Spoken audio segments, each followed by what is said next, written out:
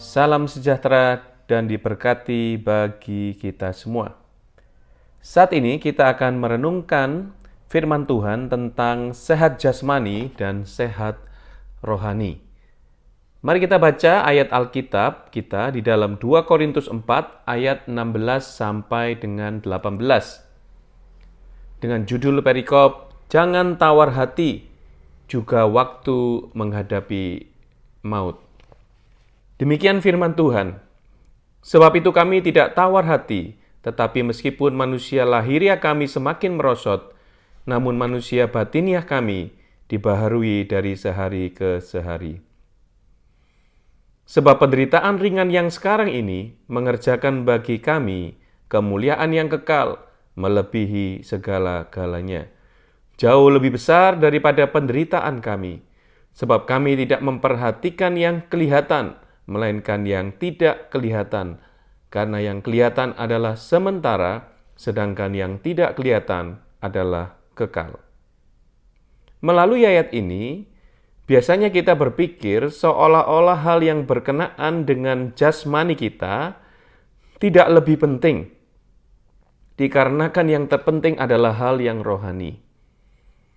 Sehingga timbul di dalam pikiran-pikiran kita, meskipun secara jasmani tidak baik, tidak mengapa, karena yang penting secara rohani baik. Tetapi saudara, yang perlu ketahui adalah jasmani kita ini sama pentingnya dengan kerohanian kita. Di dalam ayat 16 dikatakan bahwa manusia lahiriah atau jasmani, kami semakin merosot. Dan itu adalah hal alami yang akan dialami manusia. Sebagai manusia, Bapak Ibu Saudara, kita akan mengalami kemerosotan secara jasmani. Tetapi ada hal penting yang perlu kita ketahui, bahwa kemerosotan itu tergantung bagaimana kita memelihara kesehatan jasmani kita. Lalu timbul pertanyaan, apakah kemerosotan jasmani atau lahiriah kita adalah kehendak Tuhan?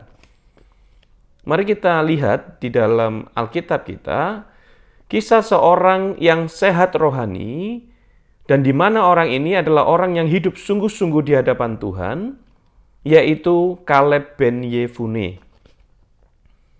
Kaleb adalah orang yang bersungguh-sungguh di hadapan Tuhan.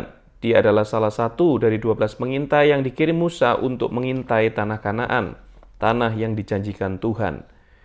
Dia antara 12 pengintai itu pergi untuk mengintai tanah Kanaan, tetapi 10 orang yang kembali membawa kabar menakut-nakuti bangsa Israel. Tetapi Yosua dan Kaleb membawa berita pengharapan kemenangan bagi bangsa Israel sesuai apa yang dijanjikan Tuhan. Singkat cerita, Bapak Ibu Saudara, pada akhirnya hanya Yosua dan Kaleb yang dapat masuk ke tanah Kanaan, tanah yang dijanjikan di antara semua generasinya, karena mereka memilih setia dan percaya kepada janji Tuhan. Mari kita baca ayatnya di dalam Yosua 14 ayat 7 sampai dengan 11. Aku berumur 40 tahun ketika aku disuruh Musa, hamba Tuhan itu dari Kades Barnea untuk mengintai negeri ini. Dan aku pulang membawa kabar kepadanya yang sejujur-jujurnya. Sedang saudara-saudaraku yang bersama-sama pergi ke sana dengan aku, membuat tawar hati bangsa itu. Tetapi aku tetap mengikuti Tuhan, Allahku dengan sepenuh hati. Pada waktu itu Musa bersumpah katanya, sesungguhnya tanah yang diinjak oleh kakimu itu akan menjadi milik pusakamu dan anak-anakmu sampai selama-lamanya.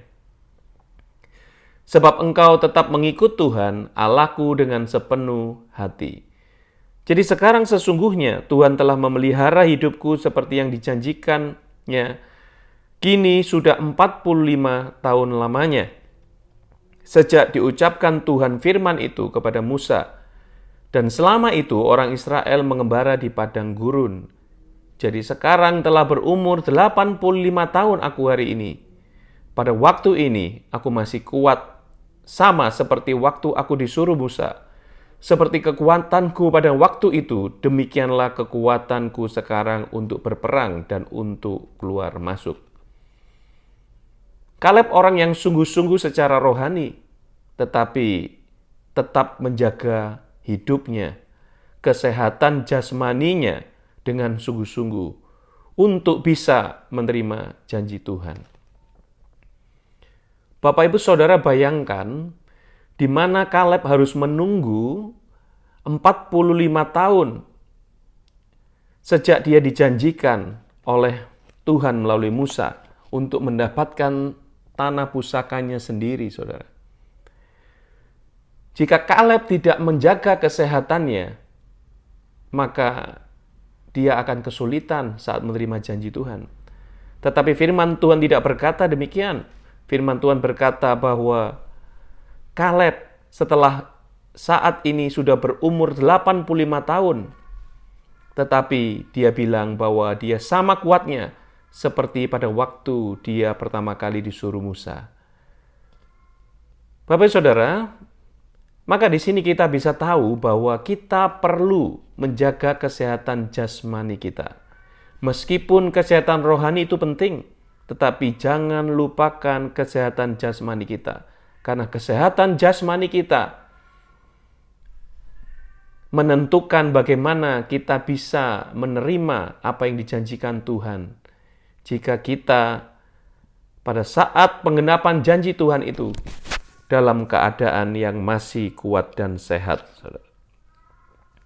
Mengapa kita perlu memelihara jasmani kita? Yang pertama, karena tubuh kita ini adalah bait Allah, tempat tinggalnya Roh Allah. Karena ada Roh Allah tinggal di dalam tubuh jasmani kita, jika kita tidak memelihara tubuh jasmani kita, maka akan mempengaruhi kerohanian kita. Seperti saat kita sedang sakit, kita akan mengalami kerohanian kita yang juga ikut menurun. Sulit kita untuk bisa berdoa, sulit untuk kita bisa membaca firman, sulit untuk kita bisa beribadah. Oleh karena itu, tubuh kita ini adalah penting, apalagi tubuh kita ini adalah tempat tinggalnya Roh Allah. Lalu bagaimana kita bisa menjaga kesehatan jasmani dan rohani kita? Menjaga kerohanian kita satu-satunya jalan adalah dengan hidup selalu terhubung dengan Tuhan. Dengan arti kita harus melakukan segala aktivitas yang dapat membawa kita berjalan bersama dengan Tuhan. Membaca firman, beribadah, memuji, menyembah, mendengarkan musik rohani, berkomunikasi sehari-hari dengan Tuhan. Bahkan saat kita melakukan kegiatan kita sehari-hari dan kita lakukan sepenuh hati sesuai firman Tuhan, maka kita sedang hidup sebagaimana Tuhan ajarkan dalam hidup kita. Maka kita sedang terhubung dan membangun kerohanian kita. Karena kerohanian kita dibangun bukan hanya dengan pengertian, tetapi juga dengan pengalaman hidup kita bersama Tuhan. Yang kedua, saudara, membangun kesehatan jasmani kita. Bagaimana kita bisa membangunnya? Hal yang paling penting adalah kita perlu pengetahuan, belajar tentang kesehatan.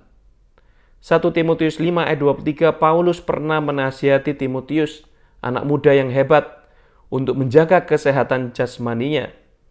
Dikatakan dalam firman, janganlah kamu lagi minum air saja, melainkan tambahkan anggur sedikit, berhubung dengan pencernaanmu terganggu dan tubuhmu sering lemah.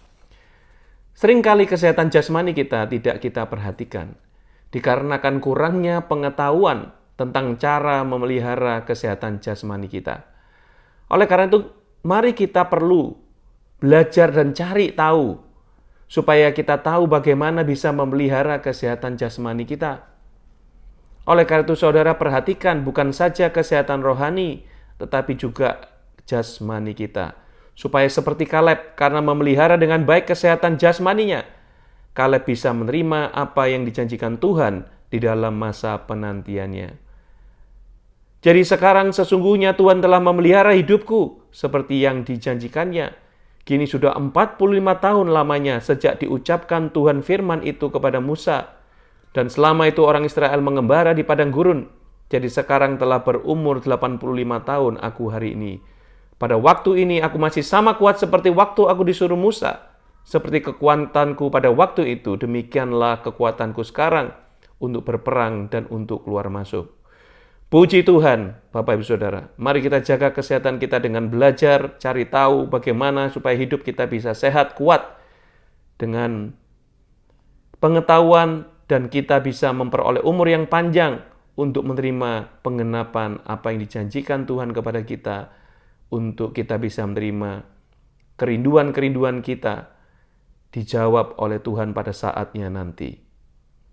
Kiranya Tuhan memberkati hari kita pada hari ini, keluarga kita, pekerjaan kita, apapun yang kita kerjakan sepanjang hari ini, di dalam nama Tuhan Yesus Kristus.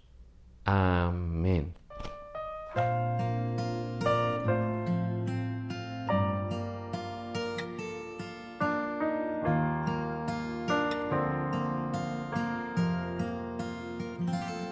Penyertaan-Mu Tuhan, segalanya